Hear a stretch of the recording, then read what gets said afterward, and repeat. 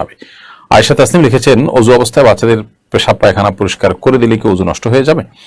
না, বাচ্চাদের পেশাব পায়খানা পরিষ্কার করে দিলে আপনার অজু ভাঙবে না। তবে যদি আপনার হাতে পেশাব পায়খানা পরিষ্কার করতে গিয়ে পেশাব পায়খানা লেগে যায়, তাহলে যে অংশে লেগেছে জাস্ট সে অংশ শুধুমাত্র আপনি ধুয়ে ফেললেন, সেটা হাত হোক, পা হোক বা কাপড় চোপড় হোক, এটুকু যথেষ্ট। বাচ্চা প্যাম্পার্স পরিবর্তন করলেন বা তার পেশাব পায়খানা থেকে তাকে পরিচ্ছন্ন করে দিলেন, এর কারণে আপনার অজু ভঙ্গ হবে না, জাস্ট নাপাক লেগে গেলে সে অংশটা ধুয়ে ফেললে হবে।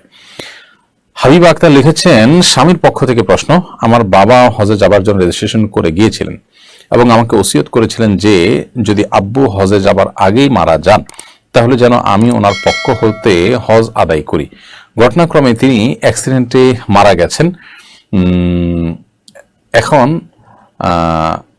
আমি যদি আমার নিজের হজ না করে ওসিয়ত হজ করি তাহলে হজ আদায় হবে কিনা?